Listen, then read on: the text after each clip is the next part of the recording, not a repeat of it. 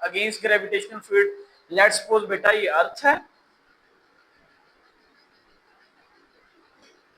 हम एक ऑब्जेक्ट को ए पॉइंट से, लेट्स सपोज ये ए पॉइंट से मूव करवा के हम पहुंचा देते हैं बी पॉइंट को। अब हम बेटा आपको पता है कि ग्रेविटेशनल फील्ड डाउनवर्ड है। जब ग्रेविटेशनल फील्ड डाउनवर्ड है और ऑब्जेक्ट को हम अगेंस्ट अ फील्ड मूव करवा रहे हैं, जब हम ए पॉइंट से बी पॉइंट पे ले जाएंगे तो इसके अंदर एक एनर्जी स्टोर हो जाएगी, वो होगी बेटा ग्रेविटेशनल पोटेंशियल एनर्जी। अब इलेक्ट्रिक पोटेंशियल या इलेक्ट्रिक पावर क्या है, इसके बारे में डिस्कस करते हैं। तो सबसे पहले इसकी डिफाइन देखते हैं। Amount of energy supply bye a current in a unit time.